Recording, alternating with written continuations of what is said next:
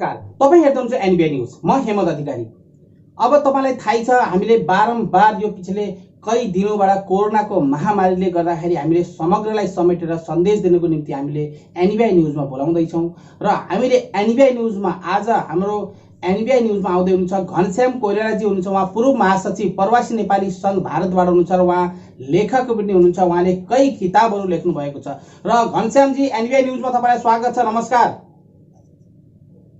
हजुर नमस्कार, धन्यवाद। घनश्यामजी, अहिले जो छ यतिखेर कोरोनाको महामारीमा जो छ अहिले तपाईको क्षेत्रमा के कस्तो अवस्था छ, खास तौरमा अब समय नेपालभित्र पनि संख्या यो संक्रमितको बढिरहेको छ भन्ने खबर छ र त्यो विषयलाई केही भन्नुहोस्। प्लस नेपालभित्र क्वारेन्टाइनमा बस्ने जनताहरूको अवस्था के कस्तो छ, मजदुर वर्गको त्यहाँ जो निम्न वर्गका छन्, अब रोजगार विहीन छन्, तिनीहरूलाई के कसरी सरकारले, स्थानीय सरकार, प्रदेश सरकार या नेपाल सरकारले के मद्दत गरेको छ त्यो विषयमा भनिदिनुहोस्। ल हेमन्तजी, धन्यवाद। अब मेरो सांगठनिक सामाजिक संगठित जीवनको प्रारम्भ भारतमा भएको हुनाले र भारतबाटै मिडिया कर्मीका हिसाबले तपाईले सम्पर्क गर्नुभएकोमा म तपाईलाई धन्यवाद दिन चाहन्छु। सामान्यतया यो कोरोना एउटा महामारीको रूपमा जुन अहिले छ, विश्वव्यापी रूपमा फैलिँदै गएको छ। अन्यत्रको अधिकांश मुलुकहरूसँगको तुलना गर्दाखेरि नेपालमा यसको प्रभाव, यसको असर तुलनात्मक रूपमा चाहिँ कमै छ। यो चाहिँ एउटा सुखद पक्ष हो। तर पनि हाम्रो जुन खालको अवस्था छ, भौगोलिक अवस्था छ, भारत असाध्यै ठुलो, धेरै जनसङ्ख्या भएको ठुलो विशाल मुलुक छ र उसँग हाम्रो खुला सीमा भएको हुनाले अब त्यतातिरका संक्रमितहरू पनि यतातिर सुरक्षित ठानिएर आउने गर्ने गरेका मान्छेहरू वा नजानी नबुझिकन त्यताका यता, यताका त्यता हुने खालका सन्दर्भहरूको कारणले पनि तराई क्षेत्रमा अहिले अलि बढी यो संक्रमण बढेको देखिएको छ। तपाईहरुले मिडियाहरूबाट जे सुन्नु भएको छ, जे देख्नु भएको छ, सामान्यतया तिनै कुरा हुनुहुन्छ। हजुर घनश्यामजी, तपाईँ खास तौरमा लेखक क्षेत्रमा हुनुहुन्छ र प्रवासका सबै कमी कमजोरीहरूलाई तपाईँलाई थाहा छ। प्रवासमा धेरै बिचल्ली छ। यहाँ जनताहरू त्राही गर्दैछन् कि हामी कसरी आफ्नो देश जाने टुहुरा भयो भन्छन्, देशविहीन भयौँ भन्ने खबर छ। चारौँ तर्फबाट हामी एनबिआई न्युजलाई पनि सन्देश आउँछ र सरकारको भूमिका र यहाँ खास तौरमा अभिभावकमा रहेको राजदूतावासको भूमिकाको विषयलाई तपाईँले सन्देश दिनुहोस्। यो विषयलाई सामान्यतया हेमन्तजी, मैले यो विषयमा मैले मेरो आर्टिकलहरूको माध्यमबाट, लेखहरूको माध्यमबाट पनि मैले मेरा धारणाहरू, मेरा भनाइहरू, मेरा रायहरू, मेरा सुझावहरू मैले दिइरहेको छु। प्रवासी नेपाली सङ्घका अब त्यहाँका नेतृत्वकर्ता केही साथीहरूसँग पनि मेरो प्रत्यक्ष संवाद आज बिहान पनि भएको थियो। निरन्तर रूपमा विभिन्न ढङ्गले उहाँहरूसँग संवाद भइरहेको छ। सबैको गुनासो मैले के पाएको छु भने दिल्लीमा रहेको नेपाली दूतावासले गर्नुपर्ने जति रेस्पोन्स गरिरहेको छैन। उसले फोनहरू पनि पर्याप्त रूपमा रिसिभ नगरेको, गुनासाहरू नसुन्ने गरेको भन्ने जस्ता कुराहरू साथीहरूले भनेको मैले पनि थाहा पाएँ। यस्तो हुनु दुःखद कुरा हो, किनभने हरेक नागरिकको राज्य हुन्छ, हरेक राज्यमा सरकार हुन्छ। जहाँ जहाँ नागरिक छन्, जहाँ जहाँ नागरिकका आवश्यकताहरू छन्, अब ती सबै ठाउँमा सरकारका प्रतिनिधिहरू, सरकारका निकायहरू, नियोगहरू हुन्छन्।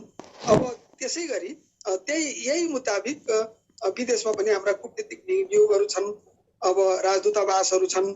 अब त्यहाँको अभिभावक भनेको, नेपालीहरूको अभिभावक भनेको, नेपाल सरकारको भारतमा एकमात्र प्रतिनिधि भनेको दूतावास नै हो। त्यो दूतावासले प्रवासी नेपालीहरूका दुःख, कष्ट, अप्ठ्यारा के छन् भन्ने कुरा उसले जान्न जरुरी छ। उसले जानिसकेपछि मात्रै समाधानका बाटाहरू पत्ता लगाउन सकिन्छ। उसले अनि यहाँ सरकारलाई त्यही ढङ्गको सिफारिस गर्न सक्छ, संस्तुतिहरू गर्न सक्छ। त्यसो भएर उनीहरू यो समस्याबाट भाग्ने, लुक्ने, डराउने, तर्सिने, पन्छिने भन्दा पनि प्रवासी नेपालीका नेतृत्वदायी व्यक्तिहरूसँग उहाँहरू सघन सम्पर्कमा रहिरहन आवश्यक हुन्छ भन्ने नै मलाई लाग्छ। बिल्कुल घनश्यामजी, तपाईँ एक उच्च व्यक्तित्वको विचार भएको व्यक्ति तथा एक लेखक पनि हुनुहुन्छ। तपाईँ कुन क्षेत्रमा लेख लेख्नुहुन्छ र त्यसमध्ये तपाईँको धेरै लेख मध्येको कुन चाहिँ सबैभन्दा पपुलर र तपाईँलाई मनपर्ने पुस्तक छ, त्यो विषयलाई पनि यसो बताइदिनुहोस्। सामान्यतया अब म पहिलेदेखि लेख पढ गरेर रुचाउने नै मान्छे हुँ, तपाईँले ठिकै भन्नुभयो। यसै त किताबहरू छन्, 2-4वटा किताबहरू मैले लेखेको छु, केही चाहिँ अनुवाद गरेको छु, अनुवादमा सहकार्य गरेको छु। नेपालका विद्वत शिरोमणि भनेर जानिने कुलचन्द्र गौतमको भागवत मञ्जरी भन्ने पुस्तक मैले अनुवाद गर्ने क्रममा साथीहरूसँग मिलेर त्यो अनुवाद संस्कृतबाट नेपालीमा रूपान्तरण गर्ने, अनुवाद गर्ने काममा पनि म सहभागी भएको छु।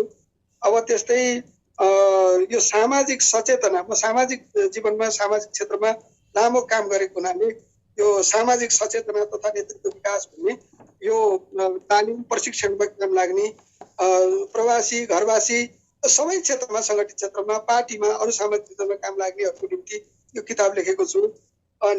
यो अर्को नेकपा, अहिले नेकपा बनेको छ, नेकपा साबिकमा नेकपा एमाले नेकपा माओवादी केन्द्र मिलेर अहिले नेकपा बनेको हो।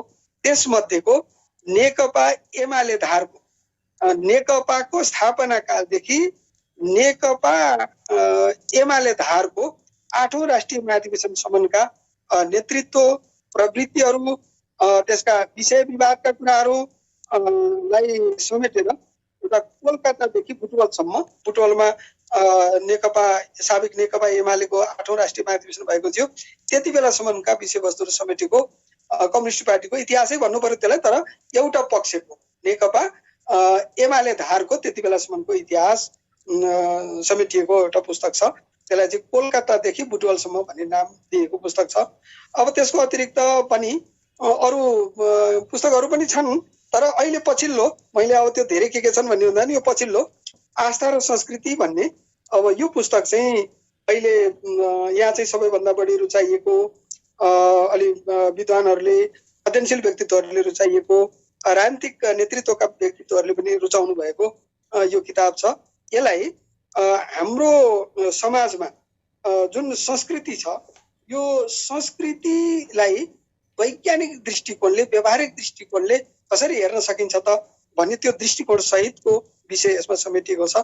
अब किताबहरू यिनै हुन्, अरू पनि छन्, सामान्य लेखिरहने काम भएको हुनाले यस्तो लेखेकै छु। बिल्कुल।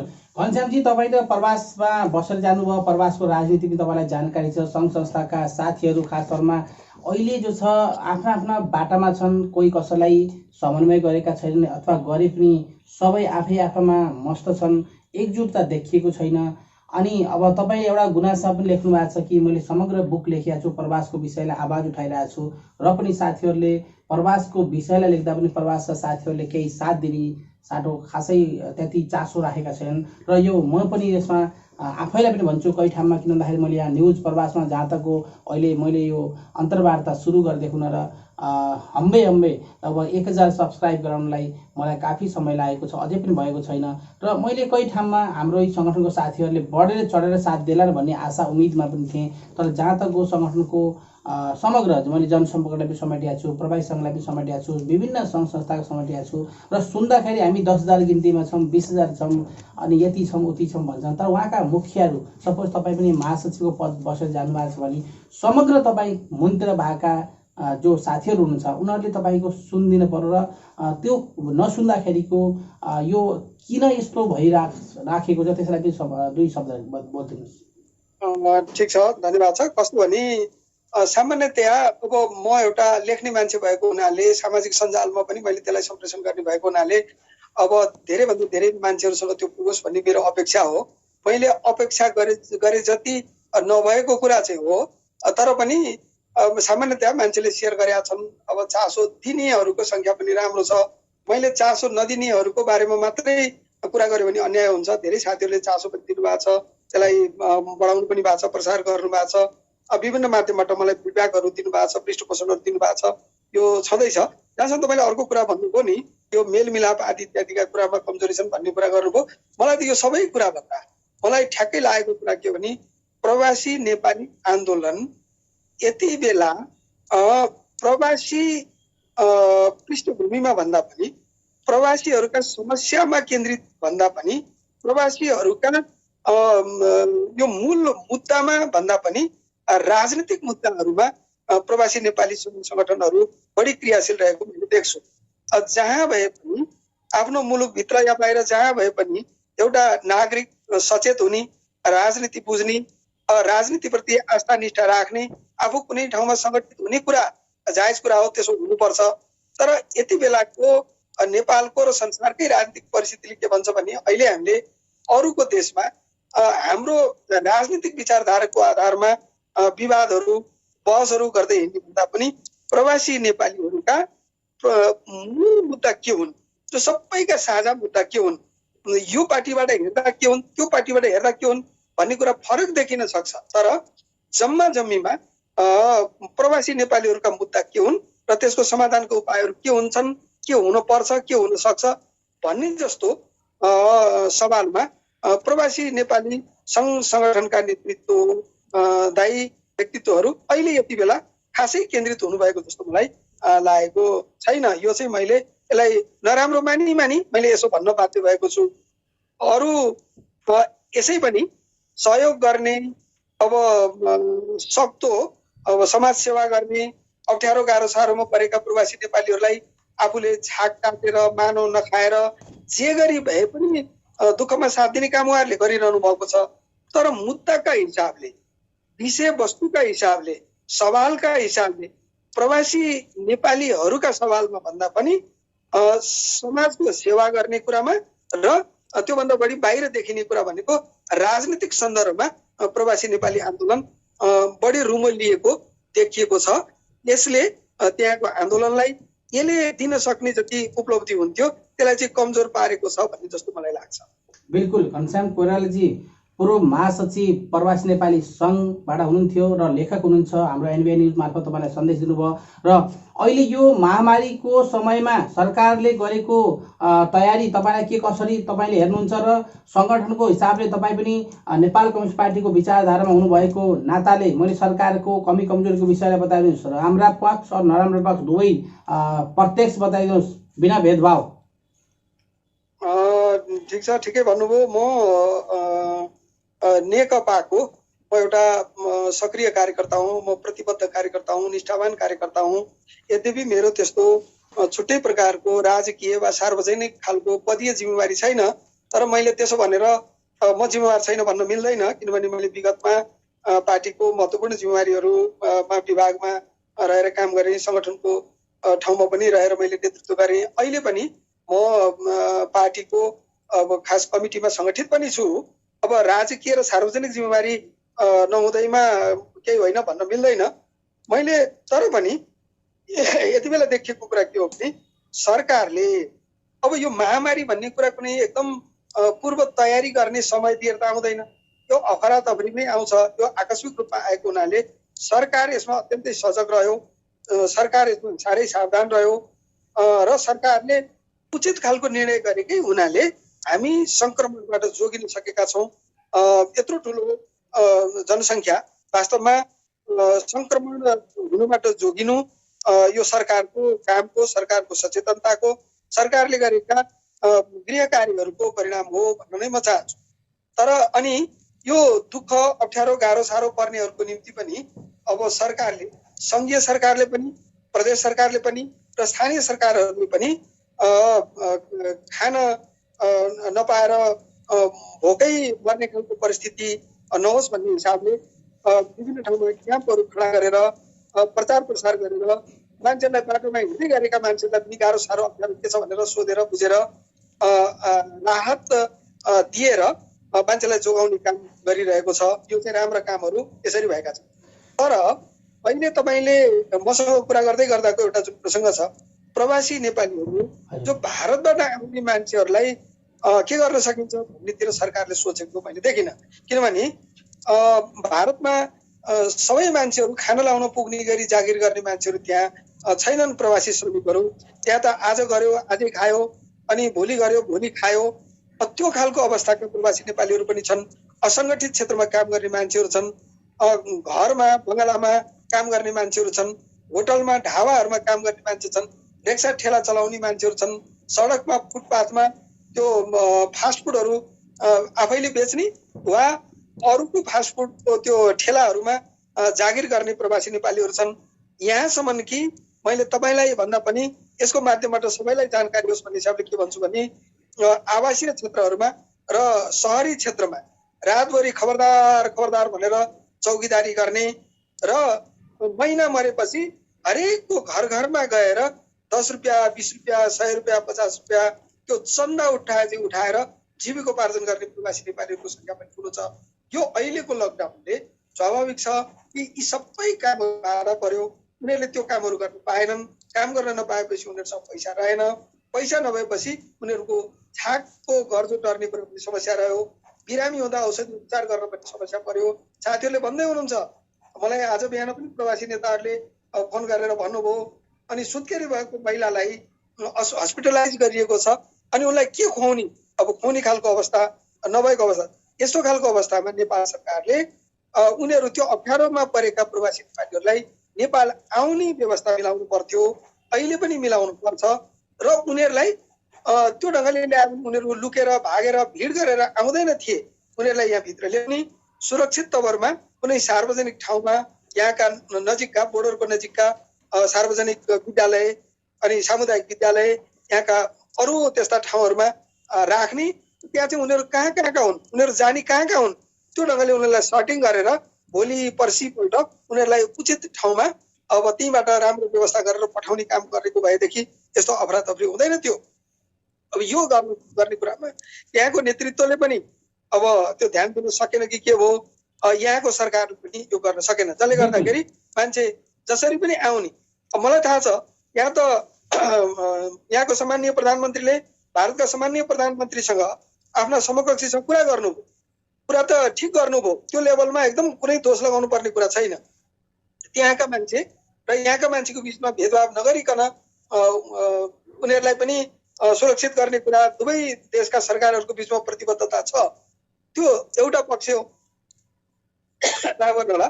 अनि तर त्यहाँ क्वारेन्टाइनमा 14 दिन राखेपछि त्यहाँबाट ल फिर्ता गरिसकेपछि उनीहरू कुन ठाउँमा जाने, बिल्कुल असङ्गठित क्षेत्रका श्रमिकहरू कहाँ गएर खाने, के खाने भन्ने जस्ता कुराहरू त त्यहाँ कुनै खालको संयन्त्रले अब उनीहरूलाई सहजीकरण गर्नु पर्थ्यो, उनीहरूको पक्षमा बोलिदिने व्यवस्था हुनु पर्थ्यो। त्यो भनेको भारतमा रहेको दिल्लीमा रहेको नेपाली राजदूतावास र प्रवासमा रहेका प्रवासी नेपालीहरूका संगठनका अगुवाहरूको बिचमा कुनै त्यस्तो प्रकारको संयन्त्र बनाएर त्यो संस्थाहरूको त्यो संयन्त्रको माध्यमबाट यो कुरालाई हल गर्न सकिन्थ्यो, त्यस्ता मान्छेहरूको तथ्याङ्क लिन सकिन्थ्यो र नेपालको हुन सकिन्थ्यो। त्यो काम अब हुन सकेन। त्यो हुन नसक्दाखेरि अफरातफरी अब अनि बोर्डरमा अड्डामा यता नेपालले रोक्छ, उतातिरबाट भारतका सुरक्षा कर्मीहरूले मैले यही विषयलाई लिएर तपाईसँग प्रश्न गर्न चाहे। घनश्यामजी सुन्नु भएको छ? मैले सुन्नुहोस्, मैले यो विषयलाई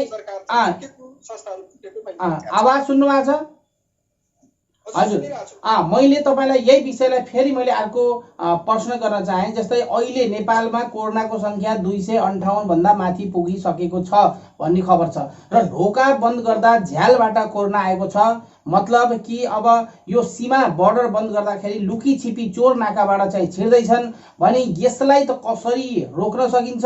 र अर्को कुरो, नेपाल सरकारलाई नेपालमै ल्याएर कोरोना मैदानमा राखिन्छ, क्वारेन्टाइन गरिन्छ, यो सबै कुरो त हामीले भनिन्छ, तर नेपाल सरकार ती सबैलाई समग्रलाई क्वारेन्टाइनमा राख्ने क्षमता छ, त्यो व्यवस्थापन गर्न सक्ने अहिले सरकार ती व्यवस्थापनका जति सामग्री हुन पर्ने ती छन्, त्यो विषयलाई भन्नुहोस्। गर्नुपर्ने बाध्यता हो। अहिले हामीसँग के छ के छैन हैन, अधिकतम यो चिजहरूलाई समुचित ढङ्गले प्रयोग परिचालन गरेर हामीसँग छैन भनेर आफ्नै देशका आफन्तहरूलाई विदेशबाट आउनबाट रोक्ने कुरो त जायज हुँदैन, त्यो त न्यायसङ्गत हुँदैन हैन। अब यहाँ दानवीरहरू दाताहरूले दिएका छन् अनि यहाँ विभिन्न प्रकारका फन्डहरू बनेका छन्, कोषहरू बनेका छन्, राहत कोषहरू स्थानीय स्तरमा पनि प्रदेशमा पनि र संघीय स्तरमा पनि राहत कोषहरू खडा भएका छन्। त्यो राहत कोषहरू यसमा उचित ढङ्गले परिचालन गर्नुपर्ने हो। तर अहिले के भएको छ भने अहिले यहाँ कसैले एकदम यताउताबाट पैसा उठाउने, जहाँ तैबाट उठेको अब अन्धाधुन्दै अलि अव्यवस्थित रूपमा खर्च गर्ने र आफूले जुन आफ्नो कोष छ त्यो कोष जोगाएर राख्ने एकातिर भएको छ भने, अर्कोतिर के भएको छ भने कोषमा भएको त्यो सरकारी कोषमा भएको चाहिँ बाँड्ने, अन्ततिरबाट स्रोतहरू परिचालन नगर्ने खालको समस्या पनि स्थानीय स्तरमा त्यो देखिएको छ। स्थानीय सरकारहरूको बिचमा त्यो देखिएको छ, त्यो ठाउँमा त्यो देखिएको छ। तर समस्या छ, हामीसँग साधन स्रोतको न्यूनता छ, अभाव छ। तर व्यवस्थाले, सरकारले, राज्यले हामीसँग छैन, हामी गर्न सक्दैनौँ भन्ने रूपमा किन मिल्दैन।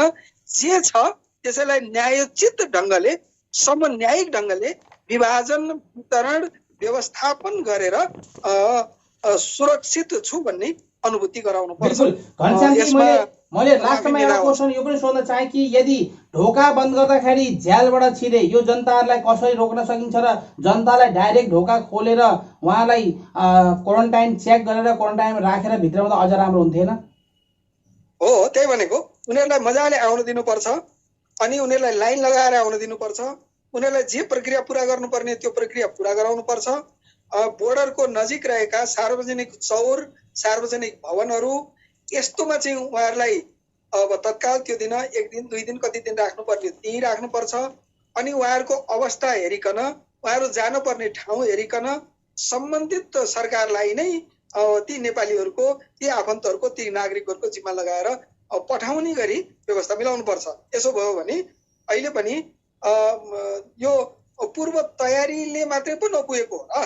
तर हामीसँग गाउँ गाउँमा सरकारी सामुदायिक स्कुलहरू छन्, अनि निजी विद्यालयका त्यो सञ्चालकहरूले पनि आवश्यक पर्दाखेरि विद्यालय भवनहरू हामीले दिन्छौँ भनेर प्रतिबद्धता व्यक्त गरिरहेका छन्।